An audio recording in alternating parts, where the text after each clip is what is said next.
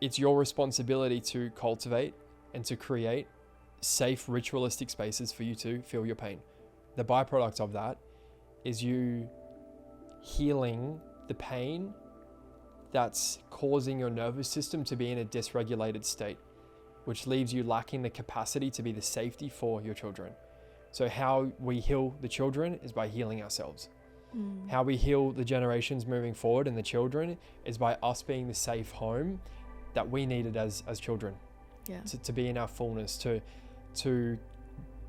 build a relationship with our grief, and for us to understand the ritualistic process of grief. And when we understand that and we claim that within ourselves, we naturally know what our children need at certain stages of development, which is rites of passage. And because we're living in right relationship with grief, we're able to provide that safe space for our children to grieve their stages of development. And that is a byproduct of us meeting ourselves first and foremost.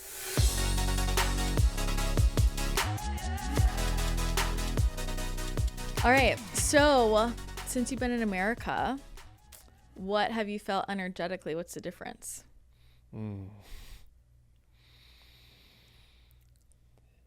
It is a lot more expansive than Australia. Yeah, I understand now why they call it the land of opportunity. Yeah. Is it your first time? Yeah, first time ever in America. Yeah. I didn't know that. Yeah. Oh, wow. Okay. Yeah. Oh, okay. Very different.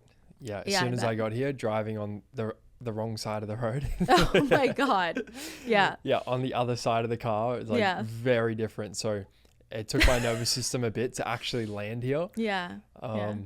But yeah, and then it's a lot more, I definitely feel the weight here a bit more in the political side of things compared to Australia. I bet. Yeah. I bet. And that's palpable for you.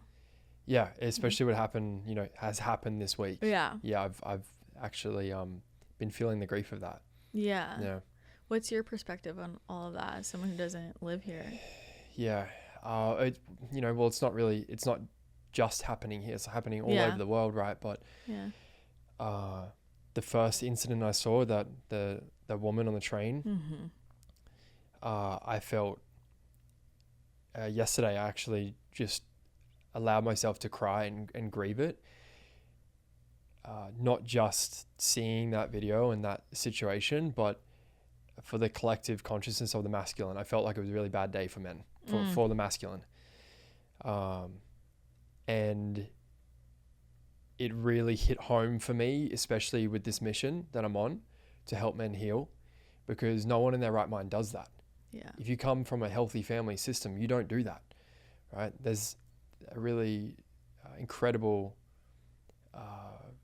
video you can go watch on YouTube called the Step-In Circle, I think it's called, in a big prison here in America. And there's hundreds of men standing in a circle in a prison, right? And this woman's doing work around toxic shame and helping men heal toxic shame, which comes from childhood.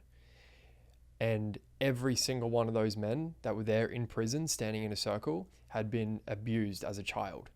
And they had just acted out their trauma on the world.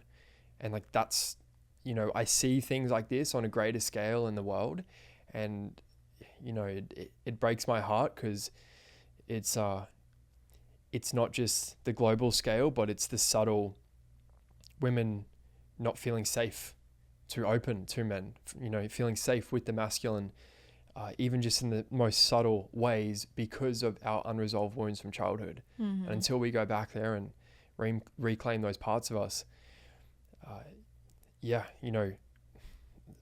it's going to be very challenging. And as men, we get to be the safe home for the women and the children.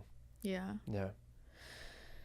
A lot to unpack there. Yeah. But yeah, I do think it's been definitely a heavy week all around. And I've been having that conversation a lot with my partner, right? Like, everybody wants to blame each other. And I feel like a lot of people are in the mainstream are just really looking in the wrong direction and going back to like, why do people commit acts of violence? Like, it does come back to our own inner emotional state, our own trauma, all of that. And I am curious what it's going to take for us to kind of bring that more to the forefront. And, you know, a lot of people who commit crimes like that in the US, like, I mean, they have mental health issues, right? Yeah. And I think this piece, like to your point about, like, I mean, heavy day in general. Yeah. But I think there are a lot of scenarios where, you know, one person does something and then the entire group connected to that person, like they feel the weight of that, right? And so men, for example, I think a lot of men that I see, they're like, I don't know what to do because she wants me to step up, then I'm too aggressive, like then I pull back, I'm too passive. And they feel that energy, like the collective energy of like women not feeling safe, and they don't know how to go about that. And I think it leaves men in a really sticky situation. And so I'm curious, like for a man who's feeling that way. I mean, I talked to my partner about this. He's like, you know, like not all men are bad, right? How do you work with that internally? Yeah. At the core of every man is his burning desire to love and provide for the people he loves more than anything. And the sad truth about self-sabotage is that we don't know we're doing it, and that it's like we have the best of intentions, right? Yet we're still pushing the people we love away, or we're hurting them through our actions, our insecurities, our behavior, which then leads to us lacking the ability to provide that safe space for our partner to open, for our woman to feel safe. And that constant, that questioning of how do I be that safe man? For a long time, I thought it was a practice. I thought it was a skill I had to develop of being a safe man, of being this grounded, secure, masculine man. If I do these things, if I communicate and say the right thing, it will create safety for her to, you know, be more in her feminine, and working with like the masculine and feminine dynamics and polarity in relationship. I understood all of that, and I knew about all of it. Attachment styles, that's another huge thing. But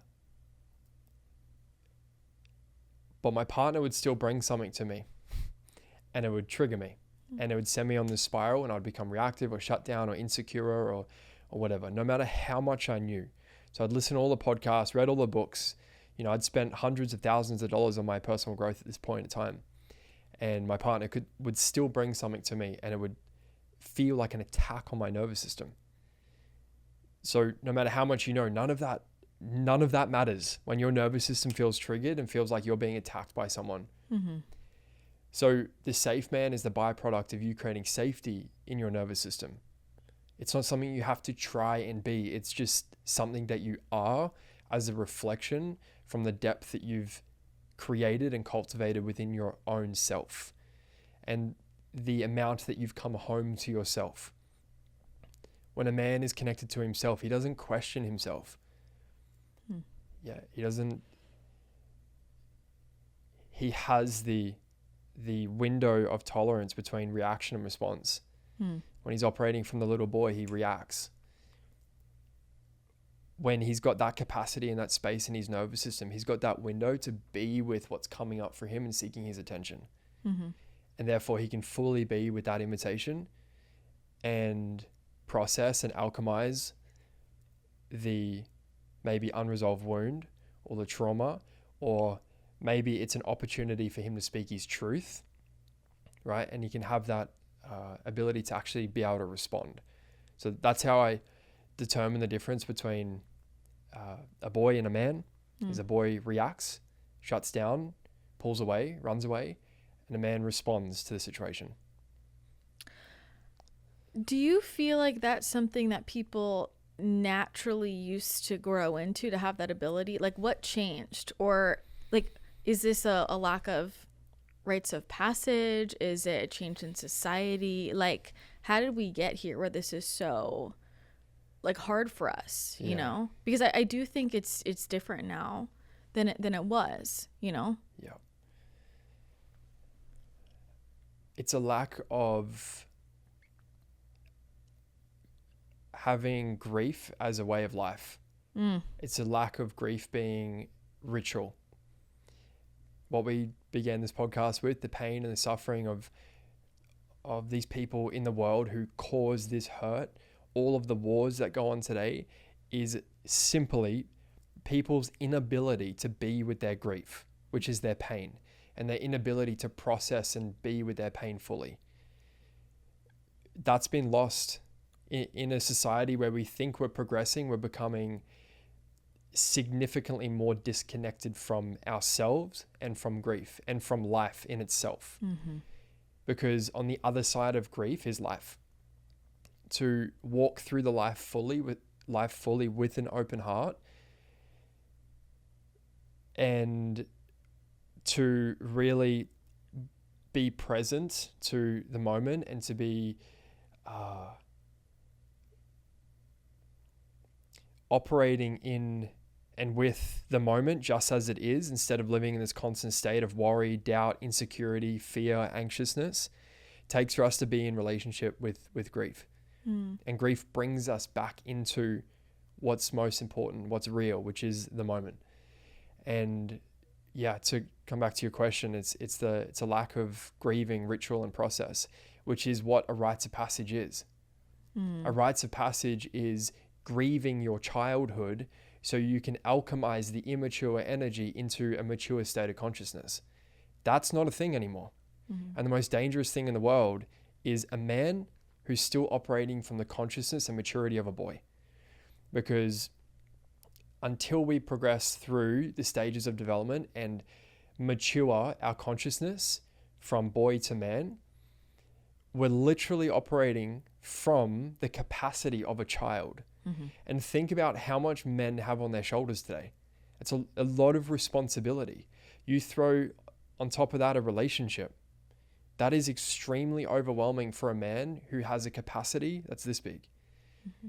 And that's where most men are operating from. And the realness is, until we come back to living in right relationship with our grief and being able to not only grieve our childhood and the needs that we didn't have met in childhood, but for that to be a way of being, we will continue to suppress and repress our pain, project it onto the world, project it onto our partner, onto everyone else, and we can't be truly present.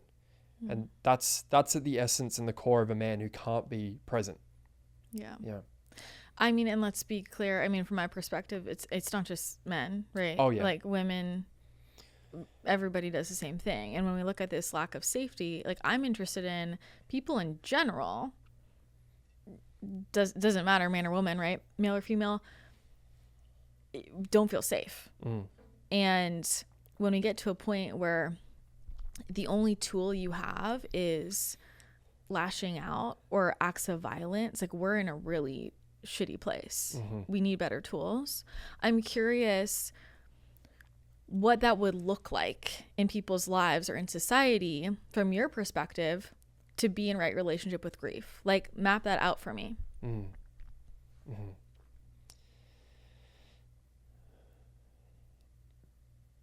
Grieving is our natural process of coming back to integrity with ourselves.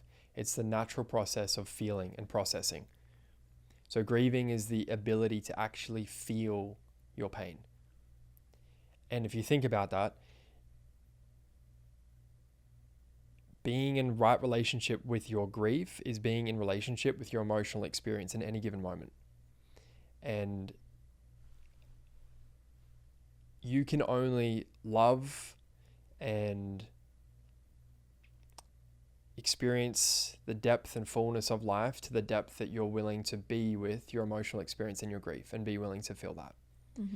So what being in right relationship with your grief looks like is allowing yourself to intentionally go into the cave and feel the pain that you've been avoiding your entire life. Because until we go back and feel our childhood, those unresolved emotions are what get triggered in relationship, in partnership. When we have unresolved wounds from childhood, or if we didn't receive the emotional support that we needed, we no longer try and get that from our family, and we seek to the world to get that. And this is, for example, let's just say, for example, a man didn't have the emotional support that he needed from his father. He doesn't develop his internal safety within his own nervous system. So he's constantly seeking to his external world for something outside of him to create safety in him. This man or woman, right?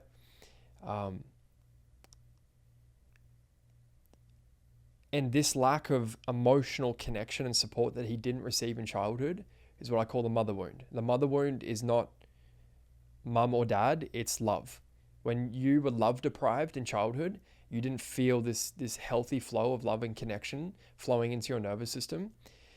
It's like a kinked hose.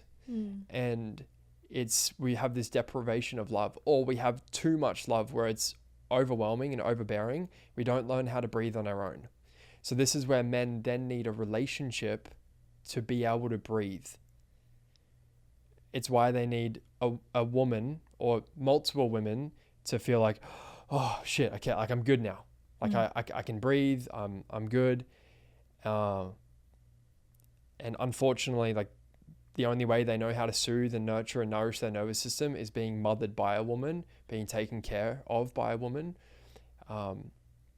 or through physical intimacy with a woman. Like that's their only way they've known how to nourish and nurture and soothe their nervous system, because they didn't have that emotional support and connection that they needed. So it takes for a man to grieve the wound, to grieve the love and the support that he didn't receive in childhood, for him to actually feel that, not just be aware of it, not just understand it, but for him to actually go in and feel that little boy within him and cry and grieve and feel the fullness of that lack of support that he didn't have.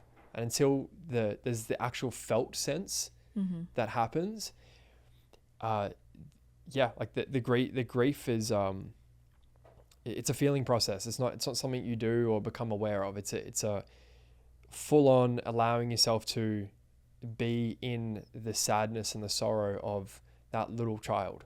And until we do that, we will be continuing to seek that from the world. Yeah.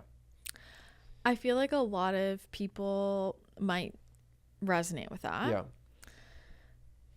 But I know I work with a lot of people who have the experience of feeling almost numb. Like they're like, okay, I know I have this wound and I know I need to feel around it, but I like can't get there. I'm disconnected from it. A lot of people describe it like I'm numb. Yeah. So for someone in that situation, like what helps somebody get into a space to actually start to feel that and connect with that?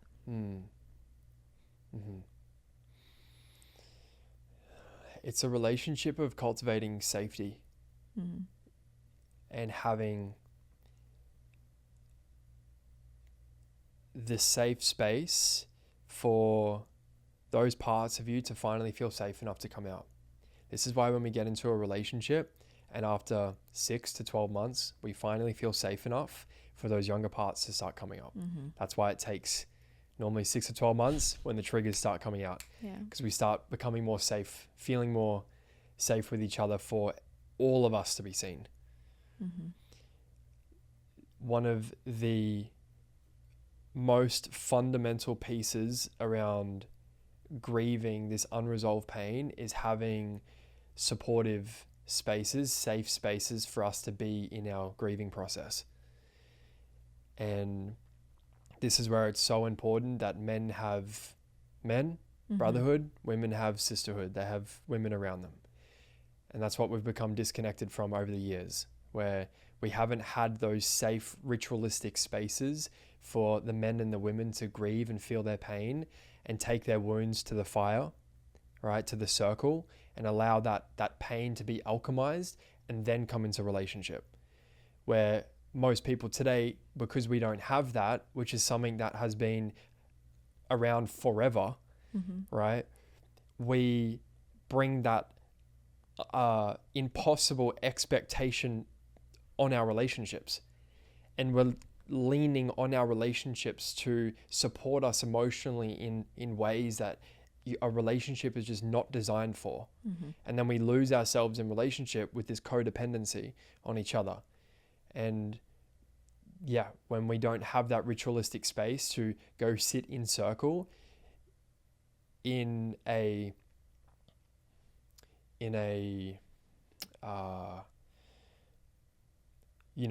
consistent, it being a consistent practice or a way of being, right? At least every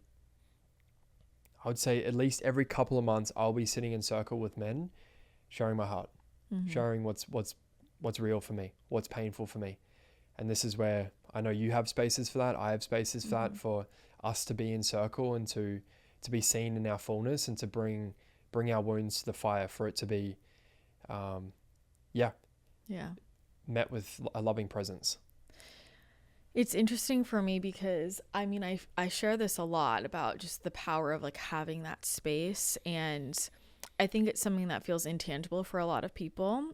One of the most common complaints I hear from people is like, I need more community. I'm like, of course you do, right? But it's interesting here because people want community, but they're not really willing to do it, right? They're like, I don't want to have to pay to have friends. And I'm like, well, you joined a fraternity. So, like same thing, or out here, it's a lot of, I don't want to drive. There's traffic.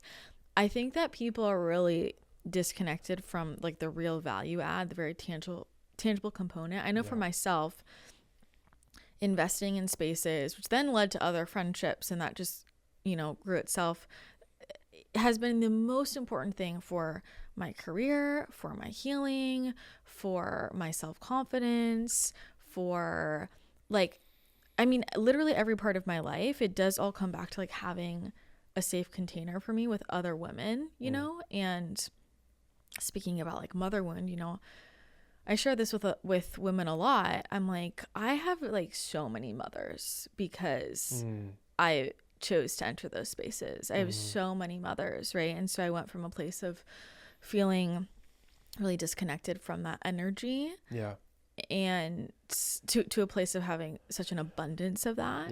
But I had to like choose that for myself, and I wasn't just waiting around hoping it would drop in my lap. But it is something that sounds so simple to people, like, yeah, you need community, that I think just people glaze over it and they're like, well, no, what can I do? What can I try harder? Give me a piece of information.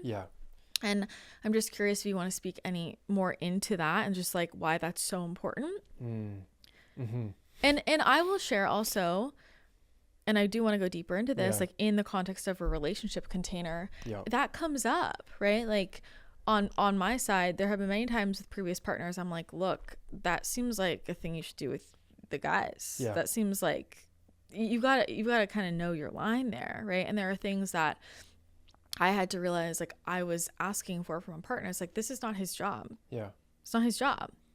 And so I do think there's also that conversation around, which isn't had enough and outlined enough for people, of like, what does that healthy container look like? Like, my partner isn't my coach and isn't my girlfriend, right? Like, and it's the same thing on the other side. But I think that people really don't think about relationships like that and like what's actually a healthy dynamic, because we do ask way too much of people. People want one person to be everything, and it just doesn't work. And then it activates more of that lack of safety piece.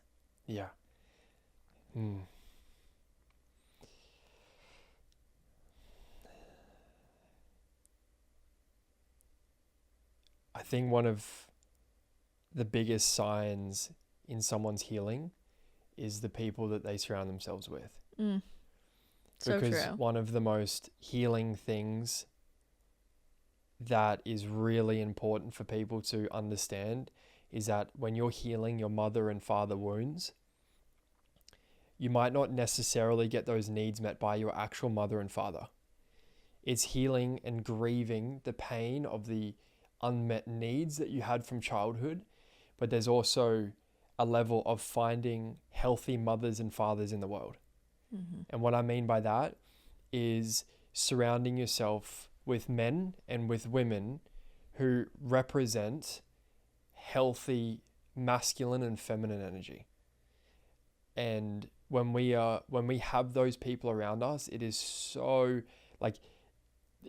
healing in itself.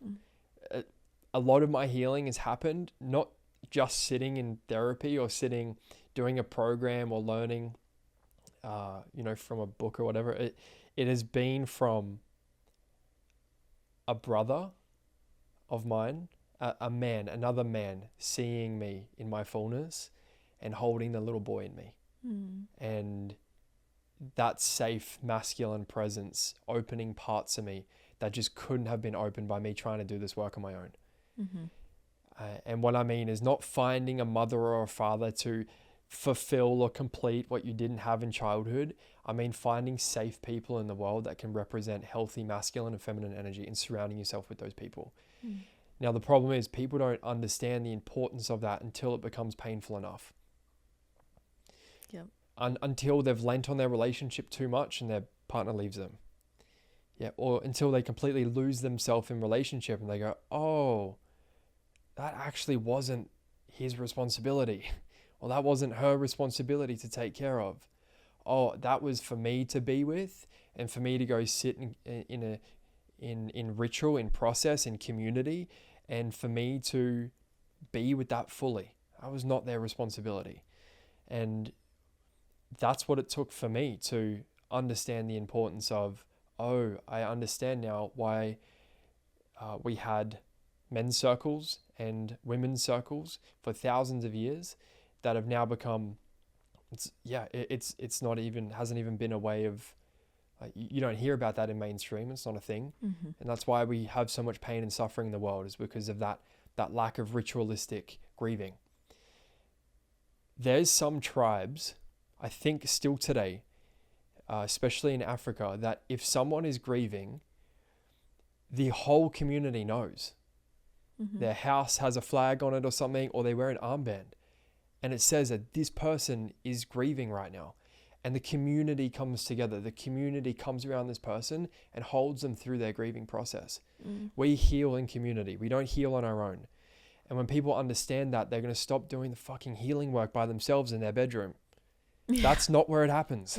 It happens being in a space where you share the shit that you're most deeply ashamed of, and you're so held in that, where that little girl or that little boy within you can finally be met with loving presence. Because that's where these wounds come from.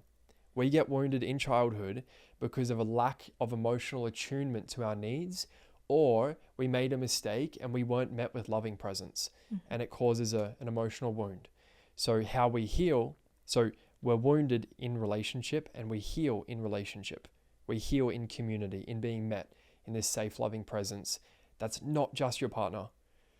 And I think there's a real power in, obviously, I work with just men, mostly men, and relationships can be the most healing. They are the most healing things if you choose it to be. Yeah. They will reveal all the stuff that you can't see.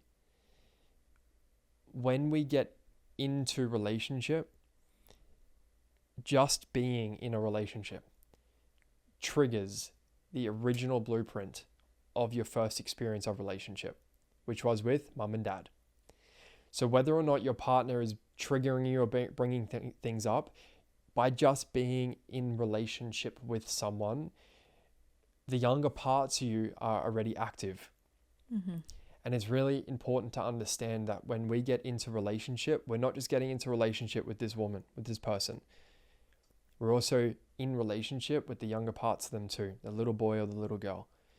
And so I think that's a important piece for us to speak into. But the lack of grieving ritual and community.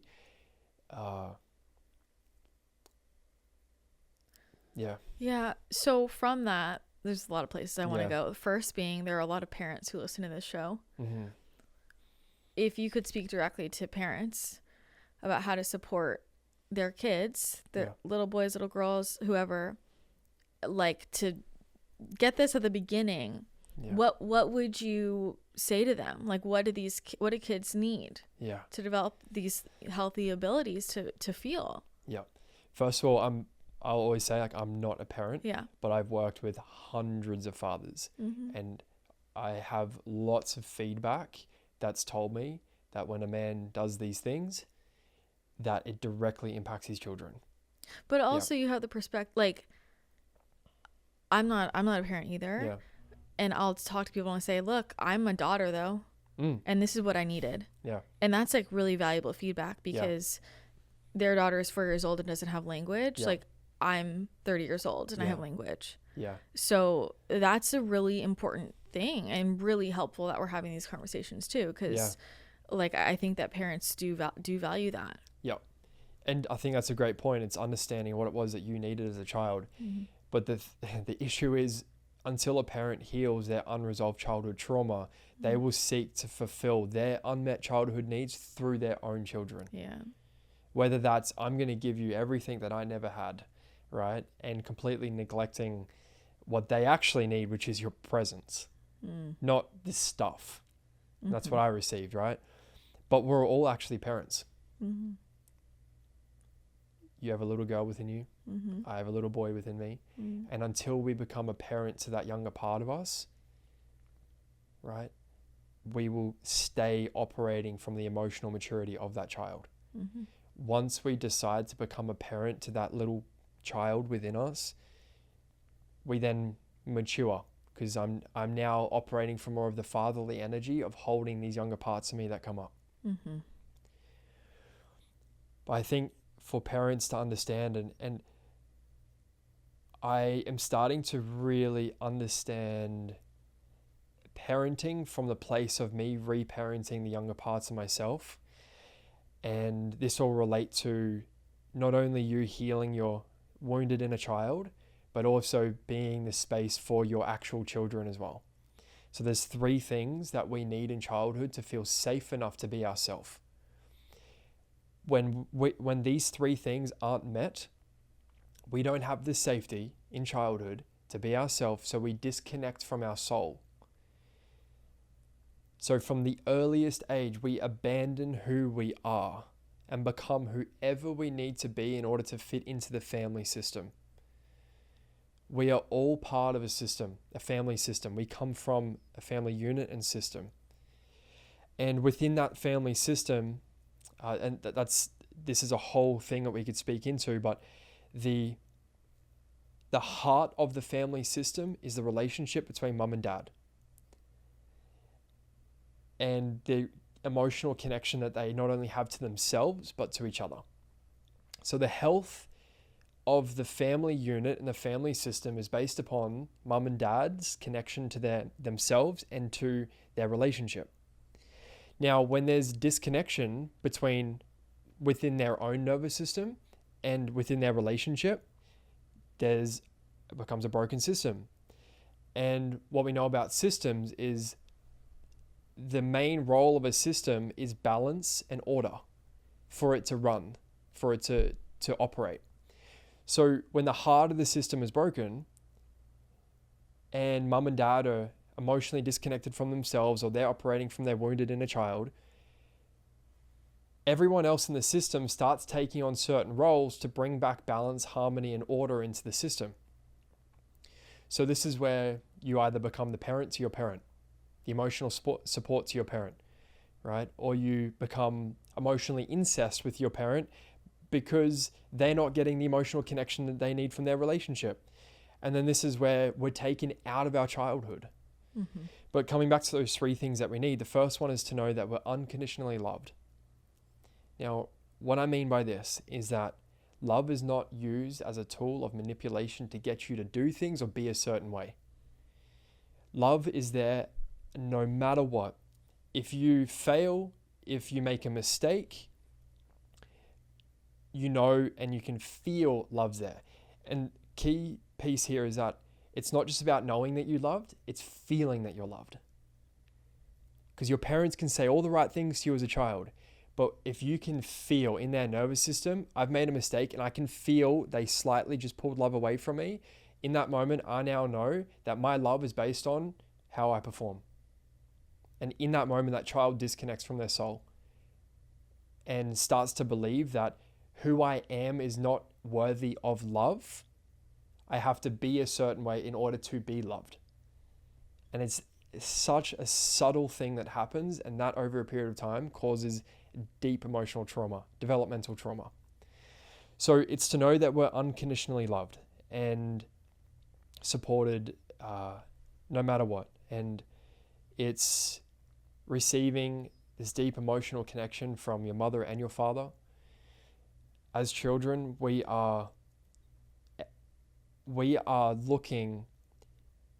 look at the world through our own eyes as children. We look at the world and we see the world through the nervous system of our parents. How do we know this? And an example of this is when you're on an airplane and there's turbulence, you look straight at the air hostess to reflect back to you that you're safe. And that's what we're doing as children. And you can feel in an air hostess, she might have a smile on her face, but if you can feel her nervous system is like, oh fuck, I'm scared. Yeah.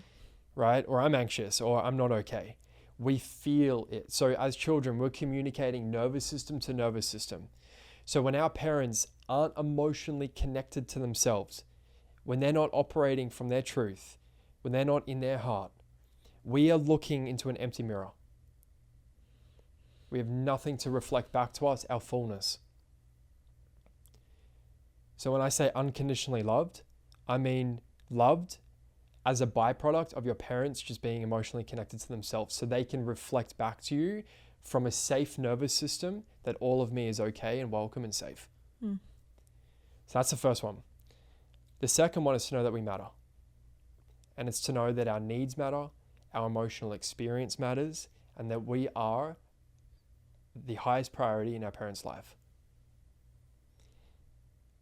When this doesn't get met, actually, I'll speak about that at the end, because it'll tie into all of these. When a child has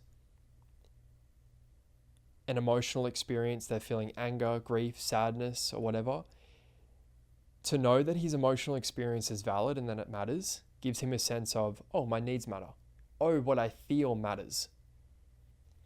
He needs to know that, or this child needs to know that they matter, they're the highest priority in their parents' world. For example, when my dad works 7 days a week and I only saw him in the afternoons or nights, or maybe sometimes on the weekends, but he would come home and he wouldn't actually be home because he was so exhausted and he didn't have the emotional capacity to be with me fully, right? So I started to feel and think and believe from the youngest age that there's something out there in the world that's more important than me. And when my father is with me, this man, which is my representation of God, by the way, isn't fully available to love me and meet my emotional needs, well, that makes no sense to me. So that obviously means that there's something inherently wrong with who I am. So from the youngest age, I abandoned myself and thought and believed I had to become something other than who I was in order to be loved. How this played out in relationships, as simple as I'd be driving down the road, my partner would be sitting in the passenger seat. Be Sunday morning, going to get a coffee, sun's out, it's a beautiful day, and she's on her phone. Immediately triggered, and like an unreasonable reaction, of what the fuck, why are you on your phone? This makes no sense. What could be more important than me? Who's playing out? Yeah, the little boy. And in that moment, that's no longer my partner, that's my father. And that's that little boy. And that's why the reaction is far greater than what the moment is. She's on her phone, maybe messaging one of her family members or something. And that's how subtle this trauma can show up, right? So the first two is to know that you're unconditionally loved and that you matter in the world and that you're a high priority. Another piece on that is when we don't have that need met, we seek to have the world revolve around us. So what most people know as narcissism today, or this, narcissistic man or narcissistic woman, is actually a little child who wasn't seen, heard, held, understood, or emotionally supported in the way that they needed. So now they're seeking to be the center of the universe in their world today. And that's what most people label as narcissism today, is actually this child, this grown adult who's still operating from the consciousness of that child needing and seeking dad's love and approval and attention. The third one is to know that our parents are okay. If they're not okay emotionally, we make it mean it's either my fault or it's my problem.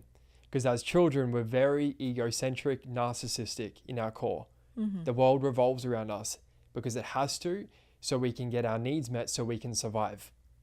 So when our parents aren't attuned to us because they're not okay within themselves, we make it mean it's either my fault or it's my problem.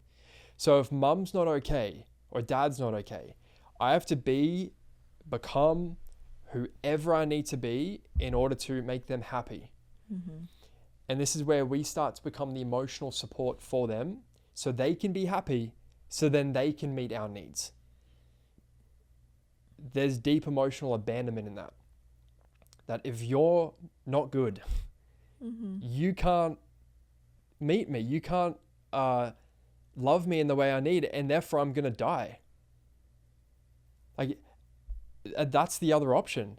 If your parent, this person who represents God, think about this, like you're welcomed as this spiritual soul into this physical vessel, into a family system that isn't able to reflect back to you your fullness as the miracle that you are because they're disconnected from themselves. How fucking lonely is that? And that's the void that everyone feels and experiences today when they're operating from the wounded inner child, that they're now trying to fill with stuff. Fill with money, achievement, success, a relationship. So that's what I call the hole in the soul. And we're walking around as these empty beings, children, seeking to have our needs met by the world, by a relationship, by all this stuff, right? So yeah, those three core needs is what we need to meet our inner child with, but then also that'll give you an example of how to parent as well. Oh man. So I think when people hear that, there's something that's so like illuminating and validating for us as children. But I can imagine from the parental perspective, and I'm not a parent, but it's like big shoes to fill. Always got to be okay, right? How do you help support fathers in that of like, you're like, oh, he's my representation of God. Like big shoes to fill, big responsibility, like how do you help navigate people where they're like, okay, I clearly have my own healing to do. And I don't want to fuck my kid up. Like there's a lot of moving pieces. Yeah. It is a big responsibility. And that's what you're signing up for when you have children. That's the thing. That was your parents' sole responsibility when they decided to have a child. But the thing is, most people are operating from the consciousness of a child, even our parents, therefore responsibility is overwhelming. And they don't know what to do or how to manage or parent this child. And that's why there's generations of grief. There's going to be generations of grieving to undo the wounded inner children that are controlling the fucking world right now. So it's going to be a generational process. But how we begin this journey, and here's the thing, it's not about you holding it together. It's about your child being able to feel your heart, feel your presence. It's about your child and the people around you knowing that it's okay to grieve. That's the thing. I never saw my father cry. And I know there's a lot of men out there that will say, don't cry in front of your children. Don't let them see that. I completely disagree. Yes, there's spaces for you to be in your deep grieving ritual, but for a child to experience a father who's emotionally connected to himself, and some days he's good, some days he's feeling his grief, and that's okay, and that's normal. It's a natural process. This is where we develop this healthy relationship with, it's actually okay to be sad. And being sad is actually a way of being, a way of life. Because we are in relationship with nature. Nature goes through seasons. We are human. We go through seasons. But everyone's trying to live in fucking summer all the time. And they disregard winter. And anything we suppress or repress or push away and try and avoid comes back and smacks us in the face even harder. So this is where we get to choose the summer and the winter. There's no disconnection. There's no separation. So it's your responsibility to cultivate and to create safe ritualistic spaces for you to feel your pain. The byproduct of that is you healing the pain that's causing your nervous system to be in a dysregulated state, which leaves you lacking the capacity to be the safety for your children. So how we heal the children is by healing ourselves. How we heal the generations moving forward and the children is by us being the safe home that we needed as children. To be in our fullness, to build a relationship with our grief, and for us to understand the ritualistic process of grief. And when we understand that and we claim that within ourselves, we naturally know what our children need at certain stages of development, which is rites of passage. And because we're living in right relationship with grief, we're able to provide that safe space for our children to grieve their stages of development. And that is a byproduct of us meeting ourselves first and foremost. There's a framework that I teach. It's called me, you, we. Most people are trying to solve or fix the people outside of them. But no, that is a byproduct of you being the home for them. We must first come back home to ourselves, and then we can be the safe home for everyone else. And that's a really important piece. So the more men have allowed themselves to meet the depth of themselves and grieve and heal their wounded inner child, they naturally start to become this safe home for the people that are relying and depending on them emotionally. And the reason why I'm so passionate about this is because, coming back to the family system, I believe the pillar of that system is the man. He gets to be the pillar of safety for his woman to be fully expressed and for her to be in her fullness. And when he's not a pillar, she has to become the pillar to hold the system together. So when a man has met the depth of himself, he's living in right relationship with his grief, he gets to be the pillar for his woman to be in her fullness.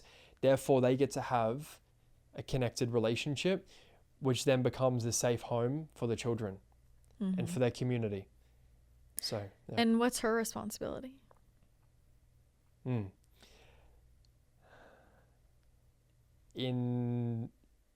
relationship or in the family unit. Switching up the gears here. I want to segue into the other side of it. But I'm curious. I'll just ask that. Like, what do you think? High level. Is her responsibility? High level.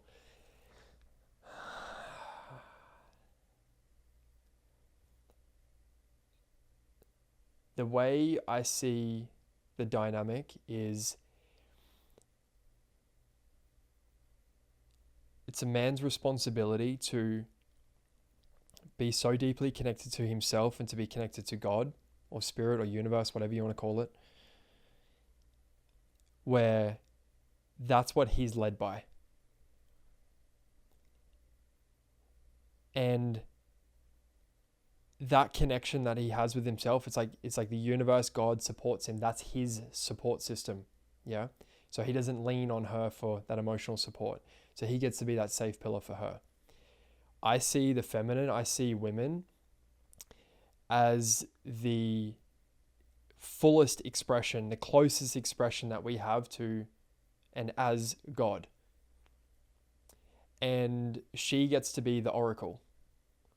She's the oracle for the relationship. She's the oracle for the vision of what it is that they're creating. She's more operating in the spiritual realm. And that's why women are the deepest, most profound reflection of God for men. And it brings up in every area he's not operating in his truth. And vice versa as well, right? To be fair, I'm not really solid in my belief and understanding of the role that a woman should play in relationship. I just know that when she's operating in her fullness and she's connected to her intuition, her womb space, she's most connected to God, and she's just like this oracle for the family. Yeah, that's how I see it. This might get controversial, but I want to ask. So like, I mean, we live in a world now. Things are different, right? Do you believe that it can work with the woman being like holding the masculine pull? Yes, if she has the capacity to move in and out of it. Okay. It's the inability to move in and out of the masculine and feminine energy. That's the issue. Yeah. Have you seen that work? I'm just curious. Have I seen it work? Yeah. Absolutely. Okay. Yeah. I've got some close friends who are in very beautiful relationships who've been together for 10 years, married, children, and relationships that are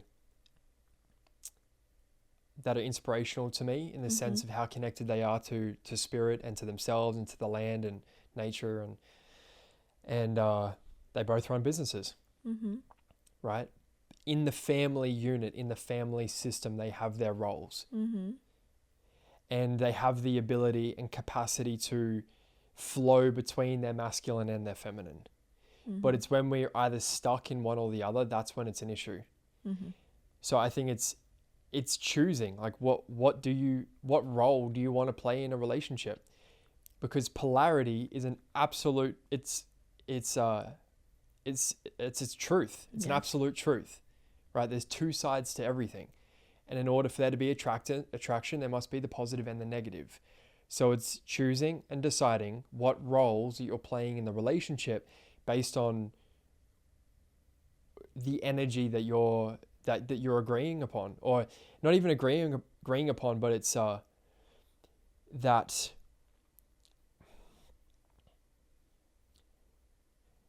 there has to be conversations around how do we wish for the dynamic to be.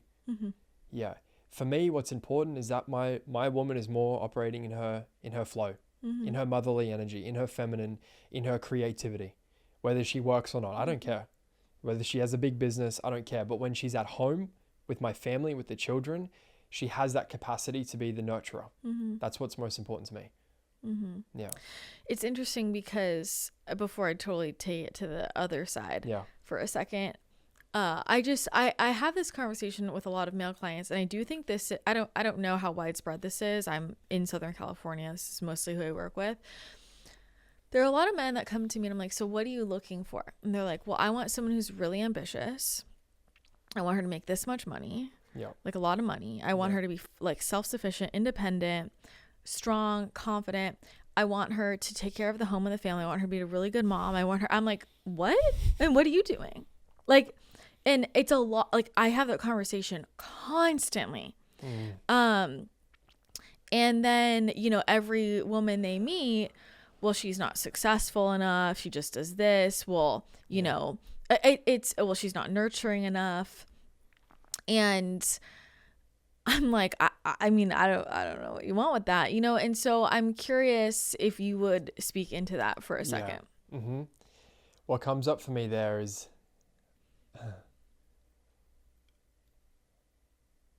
a boy wants the relationship to be easy.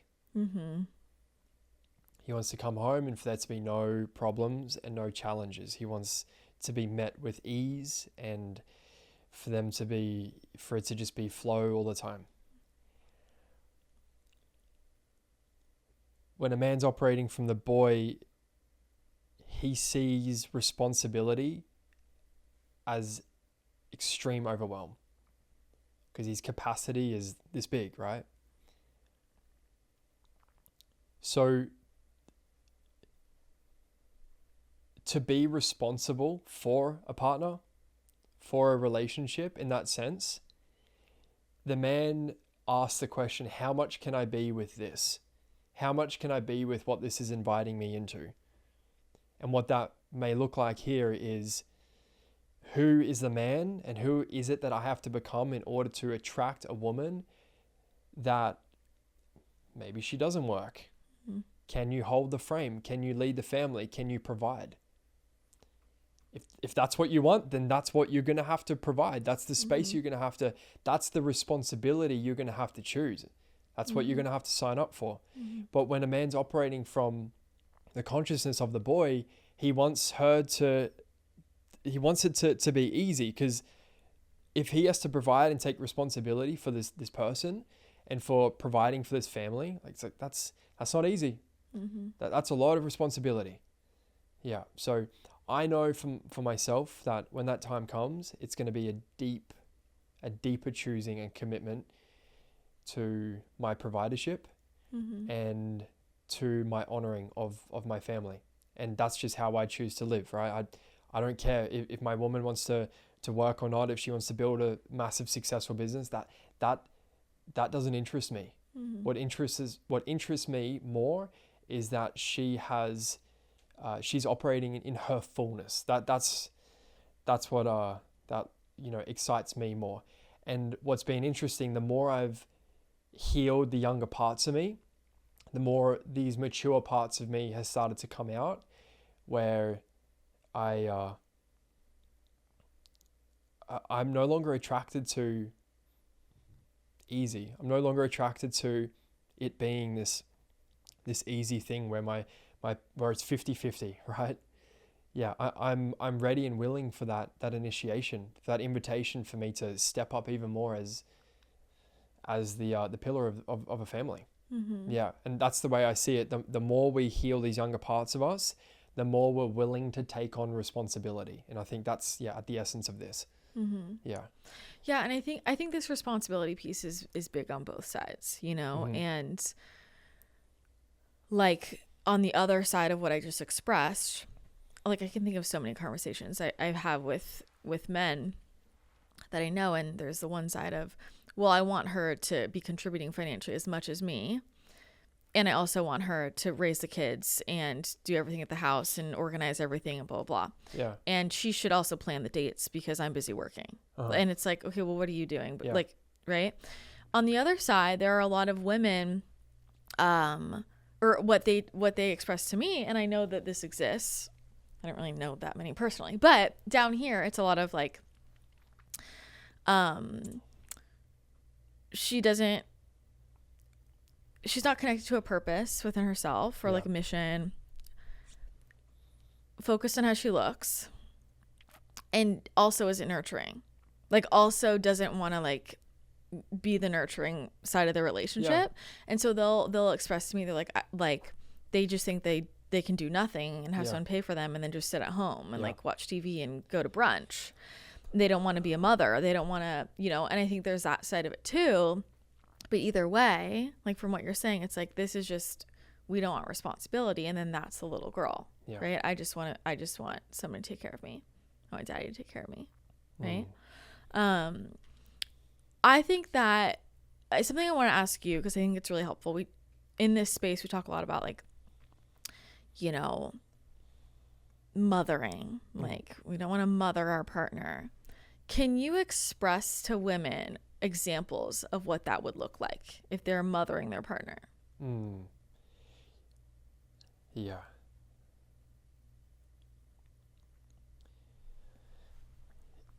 It's the felt sense of constantly needing to be his emotional support system. And here's the thing. When a man is seeking for a woman to mother him, he gets into a relationship and he slowly stops doing the things that he once did that made him happy, and that he slowly stops taking care of himself, right? He slowly stops seeing his friends a little bit more, hanging out with his friends a bit more. He starts becoming more emotional in the relationship, but not from a place of, I've got myself. It's like this ungrounded sense of being emotional in the relationship.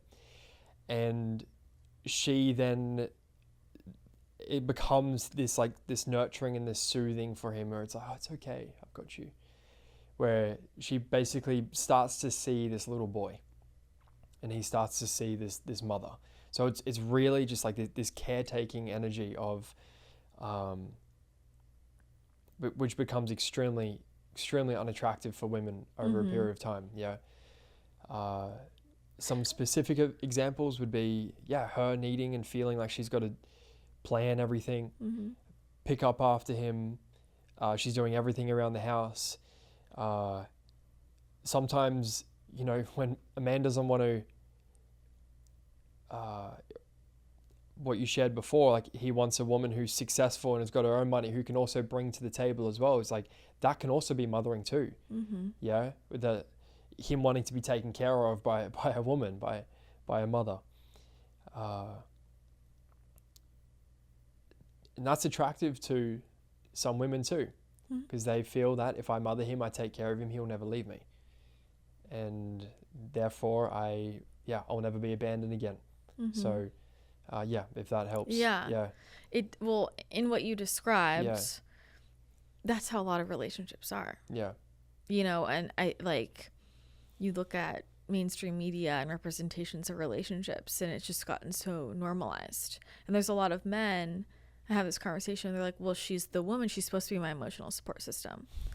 It's like, where's the line there, right? Like, where's the line there of, as partners, we support each other. Like, we're each going to be going through things and you hold space for each other versus parenting them. Yep.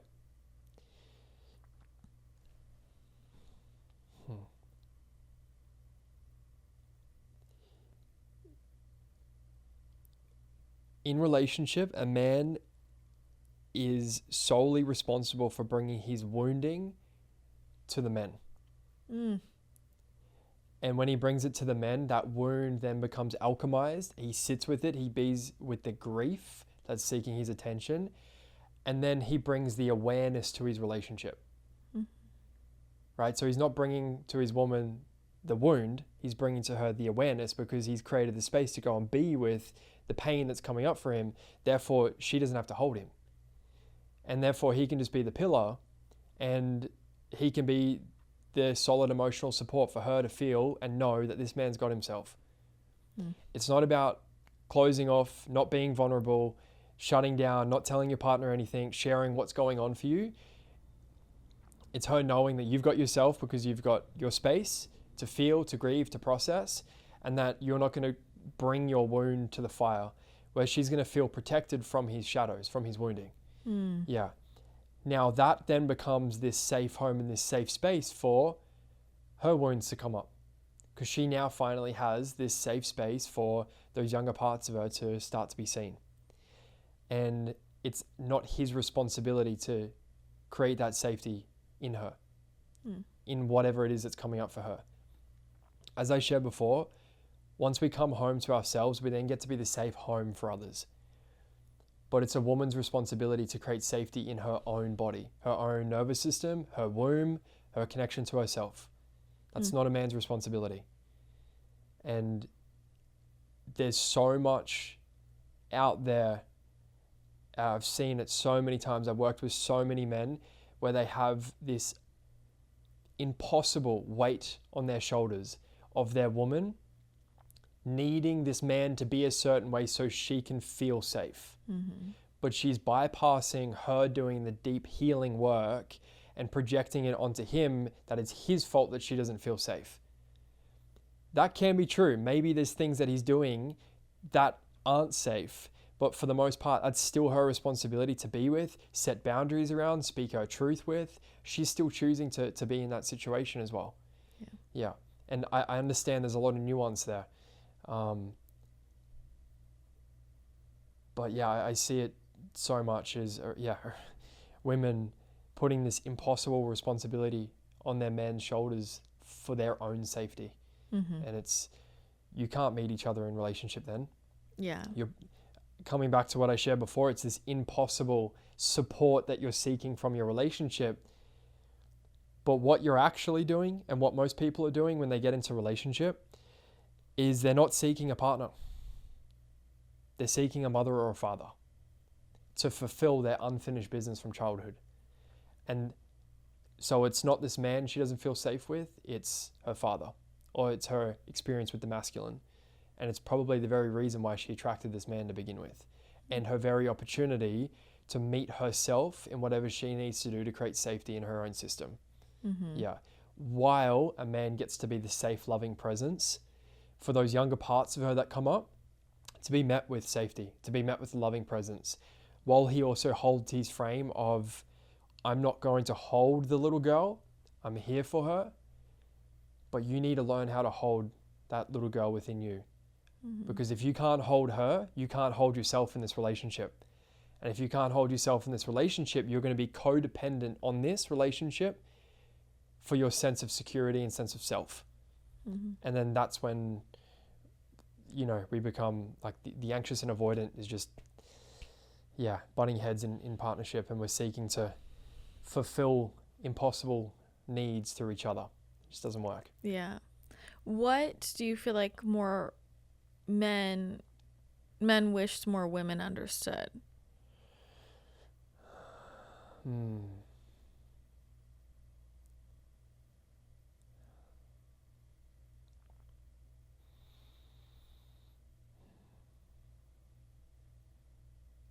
I don't think men even know this.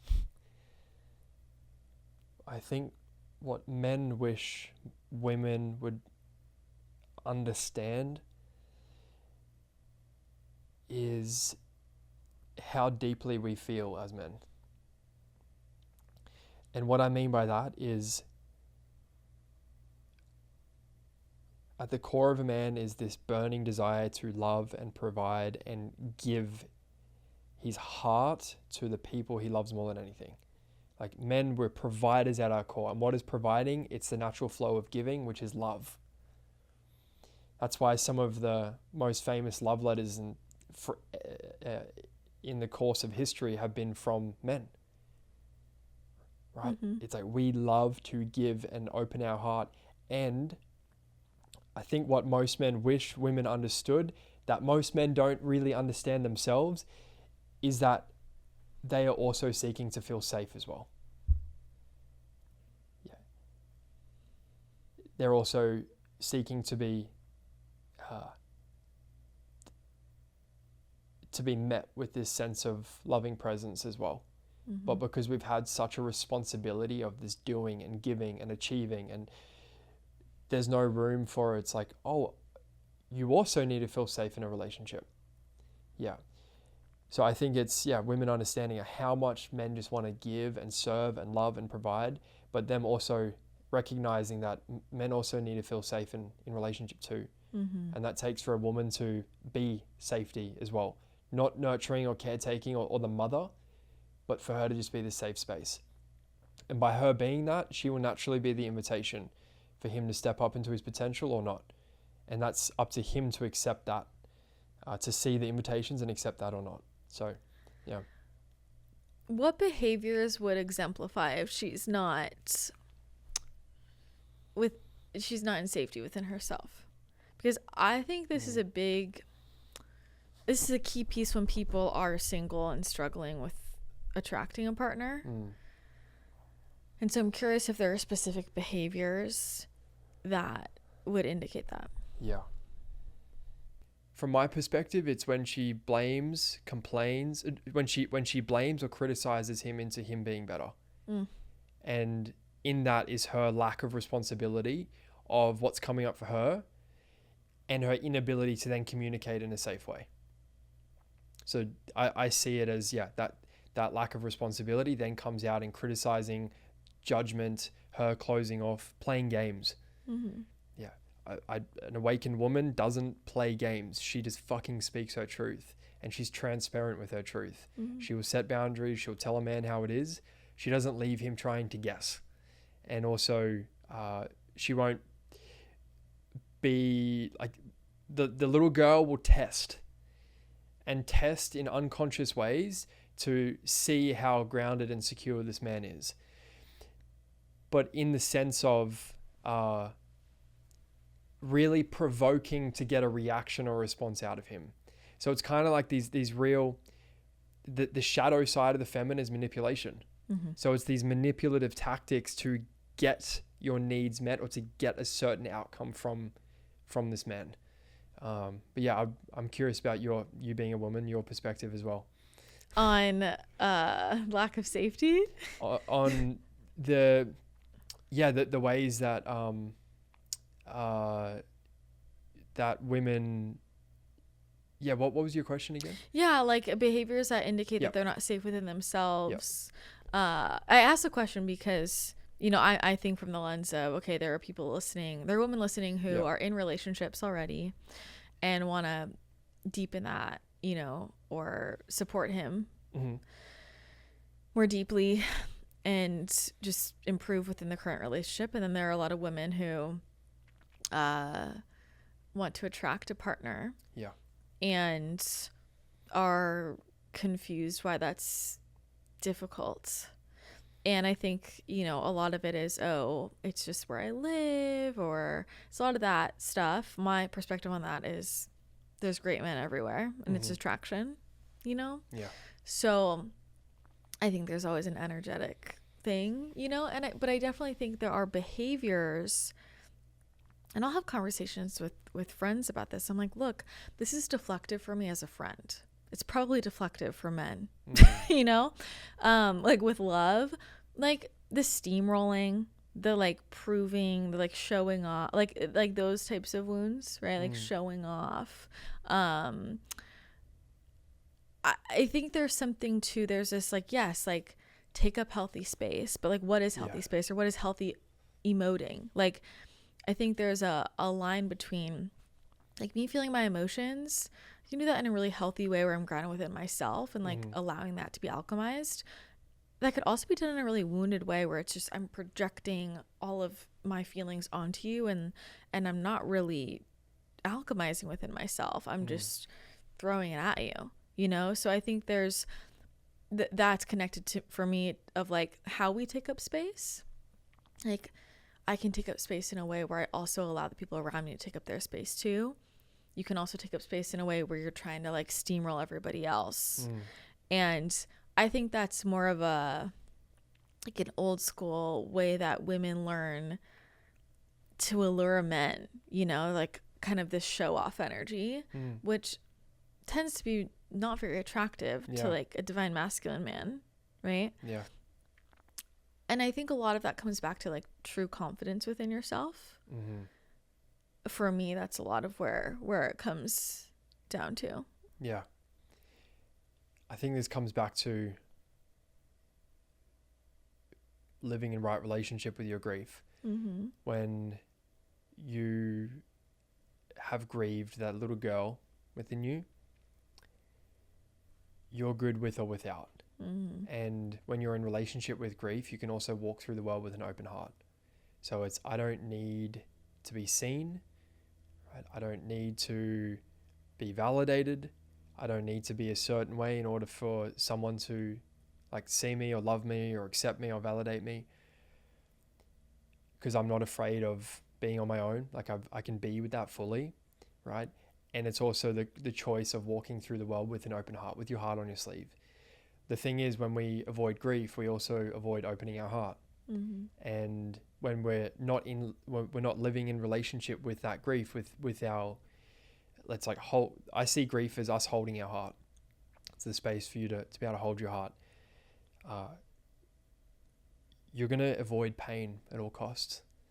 And dating is you cultivating a relationship with your grief. because you have to be willing to feel the pain and the sadness of not being chosen, of it not being right, of this person not being able to show up and meet you in the way that you know you're inherently worthy of. And if you don't have the capacity to grieve that, you'll hold on to it and you'll close your heart.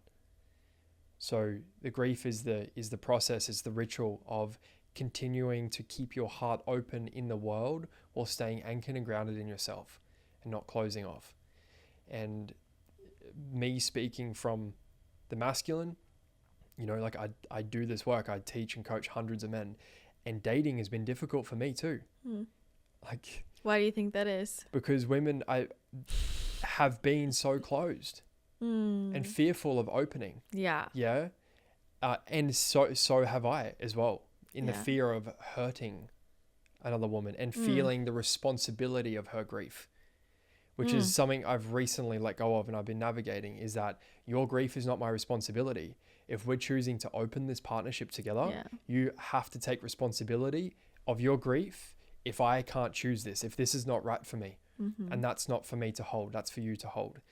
And the amount of women that I've met that haven't actually been in that position to hold their own heart in that has been the very reason why it hasn't worked, or why it didn't go past, a couple dates, because I could feel the lack of immaturity. Yeah. So I could feel the lack of maturity. Yeah. Because I know that when things come up in the relationship, you're not going to be able to hold your own heart. Yeah. And yes, I can hold you to an extent and be the safe space for you.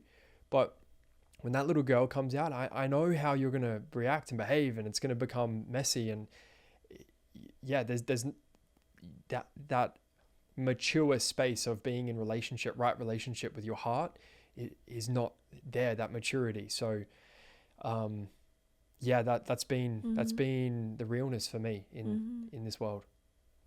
Well, you should date in America because you'll find the opposite problem probably. What's that? I think there's a lot of like people being a little bit too okay. Like it's almost a bit too unattached. Where like there's no desire for commitment, or like, okay, this isn't working, fine, move on. Yeah. Not a big deal. Inability to grieve. Yeah. You know, but it's I just think it's a different flavor of it. It's a different flavor of it. That's the byproduct of the inability to grieve, is you operate at the surface level. Yeah. Surface level relationships. And that I have been met with a lot of that. And that's why I'm like, hey, that's just not where I operate. Like I'm willing to go to the depths with someone, and I can feel that you don't have that maturity to go there. You haven't been there yourself yet. And that's the realness of it. People don't create enough spaciousness in between their connections because they're afraid of being in the loneliness of their grief. So they keep and they stay surface level. To grieve is to descend into the cave of the pain that you've been avoiding your entire life. Yeah. And that's really where you're going to meet a mature man, because he's been there and he knows that you have the capacity to hold yourself in that. That's one of the biggest turn-offs for me, when I can feel the thing is, you as a man can also be that safe space for her to descend into there as well. Yeah. But there's a real willingness piece there, and maturity piece around women having the capacity to actually go there themselves as well, and hold them in themselves in their pain. Yeah. So it's been a common theme for you. Yeah. Why do you think that is? Coming back to why I'm so passionate about this work is because we're all walking around as fucking grown children. Yeah. Men and women. Yeah. Do you feel like, I always wonder this about, like when this is your work, this is the topic of your work, do you think that's inherently makes it more difficult? In what sense? Like, just because the way that you're wired to think and understand is so complex and deep here.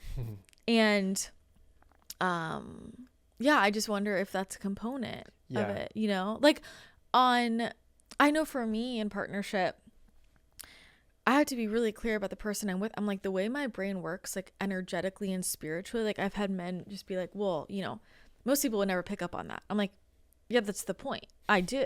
Like, you know, and it's just a different like flavor of it that somebody has to be able to meet specifically because it is the way you think. Yeah. Your brain works, you know? Yeah. I'm just curious. There's definitely been a component of, you know, wanting to meet someone who's met themselves to the depth that I've met myself and willing to meet myself, right? And I would say probably the last 6 or 12 months has been a real, as I've been with parts of me that need someone to be a certain way for me to feel good about myself. It's I no longer need a woman to there's certain things that I look for and that are important to me to be met in relationship because I know how that's going to play out in a family system. Yeah. 100%. But now I'm like, I kind of, that's what's more important to me. It's like, you don't have to be in this work. You don't have to be, you know, or know about any of this stuff, but there's a level of maturity that I can feel. And I've met that from a lot of older women. And I've always been attracted to a lot of older women because there's a sense of maturity that I feel from them and the sense of security that they have in themselves. But I'm yet to meet someone who's, I've met quite a few actually that, you know, there's been some very beautiful women along the way that are not in the intimate setting at all, right? Like there's some real embodied women that I've experienced and met at that are similar age. How old are you? 28. You're 28. Okay. Yeah. Reason, a big piece on this was about 6 months ago, I was in a relationship about 2.5 years ago. No, 3 years ago now. And in that relationship was one of my greatest awakenings, where she was the first person I was like, this is the mountain that I'm committing to dying on. Like through and through this, like I will marry this woman. Yes, there were flaws, but I'm like, hey, I'm here for all of it. And she didn't have that same capacity to choose me through, you know, like my fullness. And in that, she left me, she abandoned me. What I mean by that is we had a villa in Bali. I got home one day and she packed her stuff and left within 30 minutes. And that was one of the deepest initiations into my grief. I'd learned about all the stuff for 8 years prior. But that was like, okay, it's time for you to enter the cave and actually feel the grief you've been avoiding, that you know about, that you've been avoiding. Through the process of that, it's been 3 years of deepening and cultivating this relationship with grief and understanding it. And in that, there's been some relationships that have opened. And in that, they haven't been right. There's been certain things and I'm like, that's not healthy for me. And I can't choose this. Like what? Great question.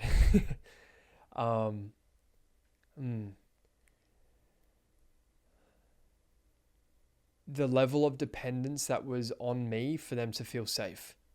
And this is where I come back to and I stand in the place of there's a level to which it's a woman's responsibility to create that safety in her own nervous system. Yeah. And they didn't have the capacity or the willingness to want to cultivate that themselves and be that. So it was constantly leaning on me and it was suffocating. And I didn't have space to breathe on my own and focus on my mission because I was so constantly providing reassurance to this person. Can I ask something? What was their career like? Sorry? What was their career like?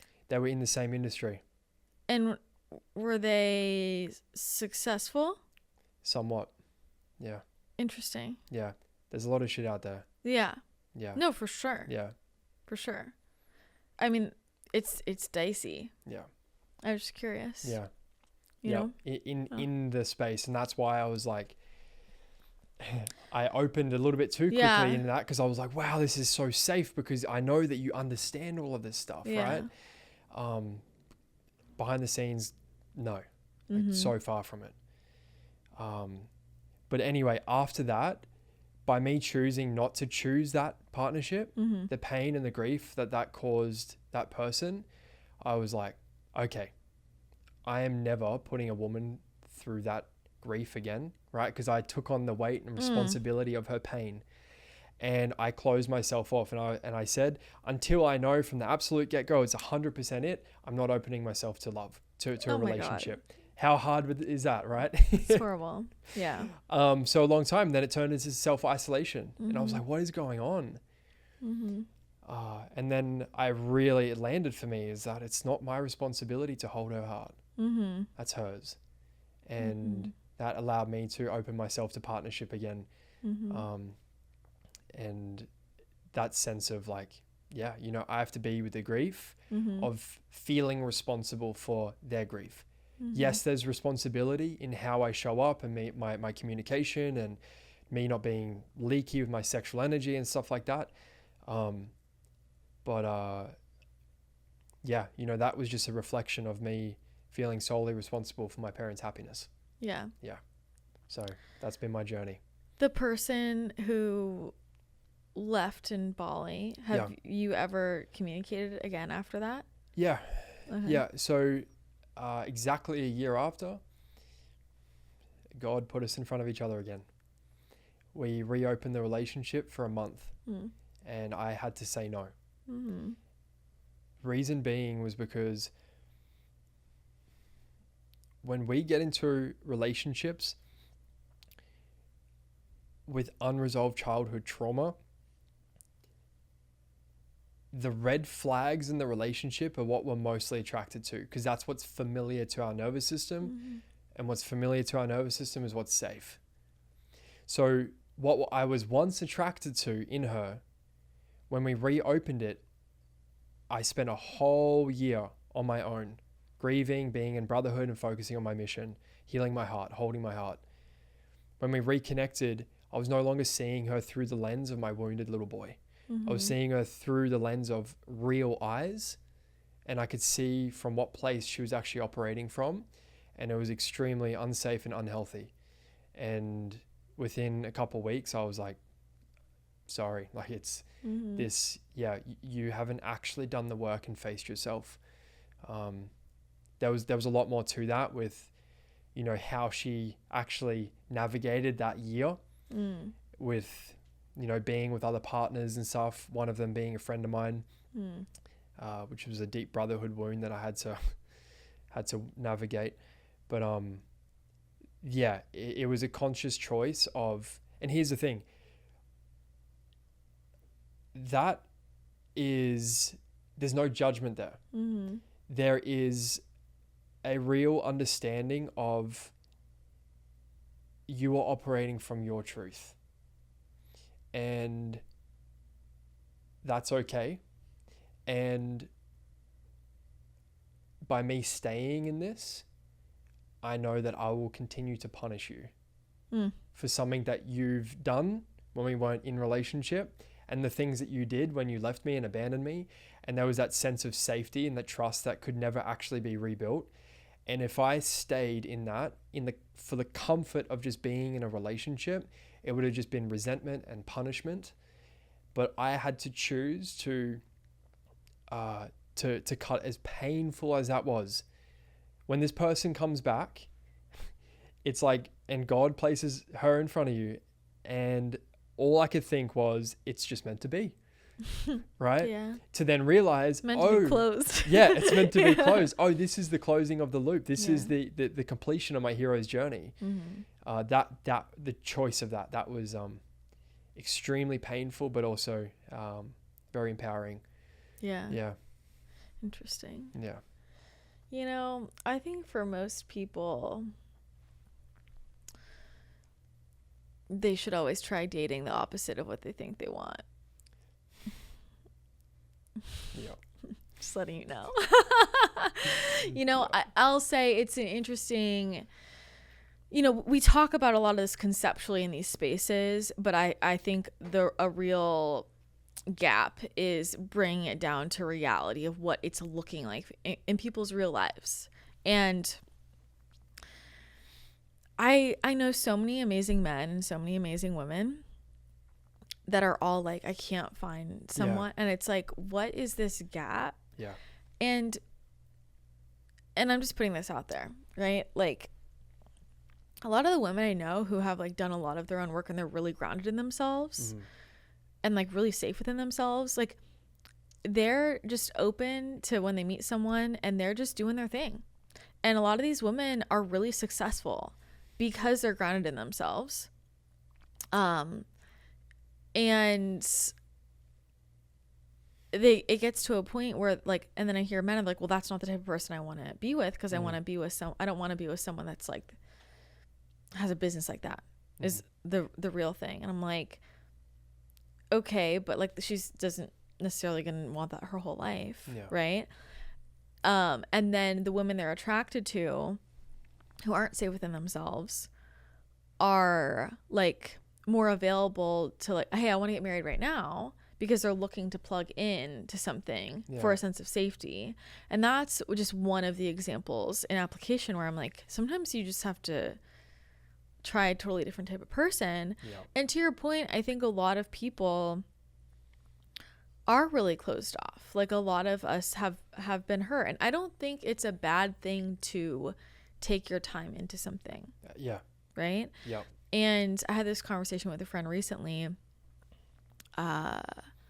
She was just asking about my dating experiences and what it felt like at the beginning. And I'm like, a lot of people, they're like looking for the second I meet someone I knew, but like we're not always walking around with everything exposed. Like it's okay to develop a sense of safety with someone first, like just in friendship, just like as a person, and like let things bloom. Like it's okay if that takes like, the number of people that go on one date and they're like, it was okay, but I'm out because it wasn't fireworks. I'm like, give it a couple tries. People open up a little bit. You're still, feeling into each other. And I don't think there's anything wrong with, like, there's a difference between having a totally closed heart and like, look, not everybody gets to access all of my energy. And I believe that's healthy.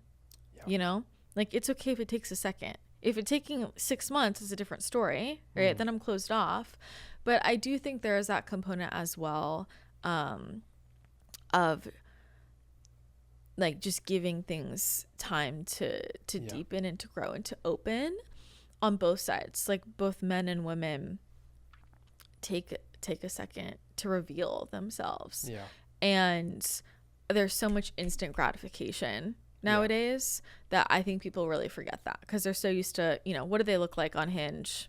In or out? And there's so much more to people.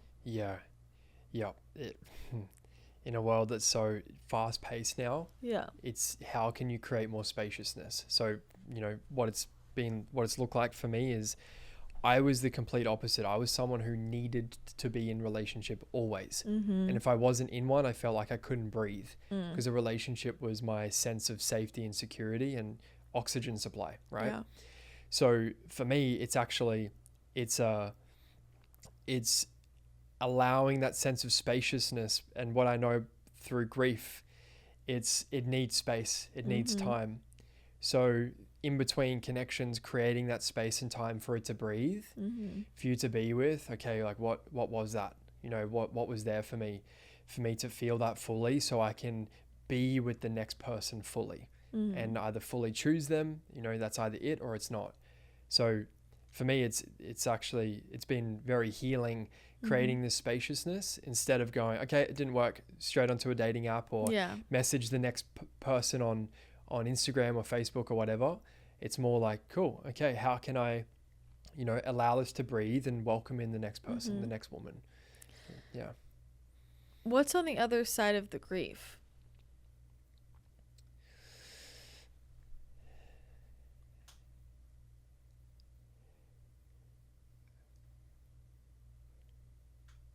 Like I said, when we're opening something with someone, we're also welcoming these younger parts of us too.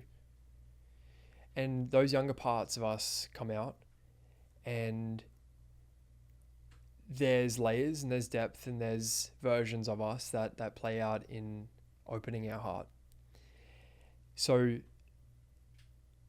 what could be coming up in that grief sometimes to me is, it's the younger parts again that are like, oh, fuck, I got to be on my own again. Oh, I don't want to be alone. Oh, okay, that's for me to be with. That's for me to hold my boy who, wanted this relationship to be the thing that was his support system or whatever, right? It's also the grief of, I might not ever see this person again.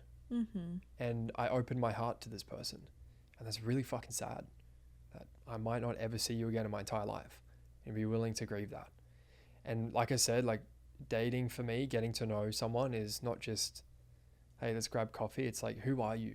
Mm-hmm. It's like, I want to know who, like the essence of who you are, your soul, like your being. And yet again, your ability to meet the depth of yourself is your willingness to go deep with someone. Mm-hmm. And yes, that takes a period of time. So dating for me is not just, it's not this, transactional or transient in and out thing. It's, time, it's spaciousness. It's, and then if it doesn't work, it's the willingness to go, hey, that's, I might not ever see you again. And that's really sad. Mm-hmm. It's that grief. Mm-hmm. Yeah. What word would you use for, you described grief to winter? Like, what is summer?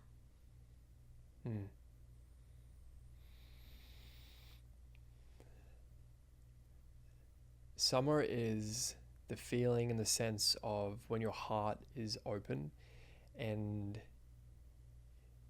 you get excited by the most simple things, like a beautiful sunny day, or like simply just like sitting on the balcony drinking a coffee in the sun. Like it's like, oh my, I feel so connected. Mm-hmm. So summer is that sense and that feeling of being and feeling connected. It's that sense of having an open heart where there's love, joy, happiness, there's abundance flowing. It's a sense of expansion, right? Expansion, contraction, expansion. Like that's how the universe works. It's how everything flows. A safe nervous system is one that can expand and contract. It has fluidity to it. But most people either want to be in a state of expansion all the time, or they're stuck in a state of contraction all the time. So I see the summer as that deep feeling of like warmth, openness, curiosity, deep presence, expansion, joy, happiness, connections, flow state. Yeah. Love that. Yeah. Is there something that you feel like is missing in the women's space, the women's workspace, part of the conversation that you feel like is missing? I'm curious from your POV. Because I'm sure you're aware of what goes on over there.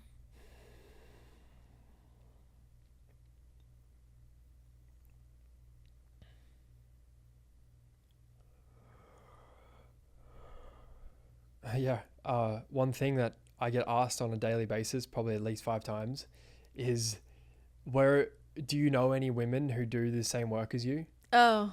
Healing the inner child. Yeah. Yeah. Healing the little girl. Because from what I've personally seen, a lot of it is around manifestation. It's around building a business, growing a business, spirituality, or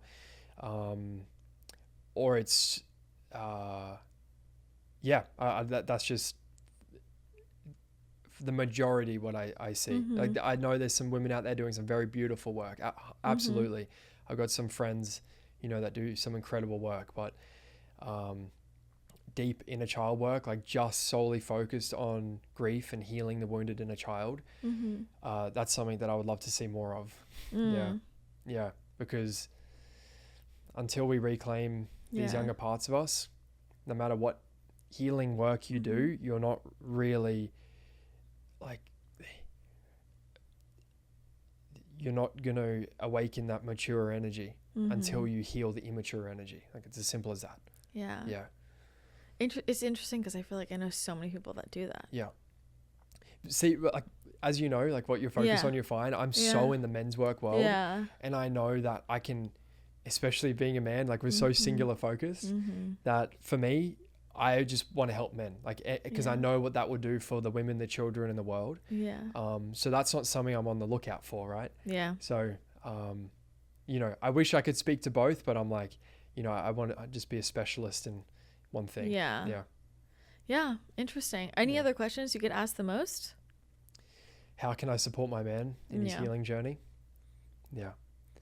Is there anything you want to add to that? And you already spoke into that, but her doing the work herself. Her being the safe space, the safe home for the younger parts of him that come up for him to also be met with loving presence instead of judgment, ridicule, closure,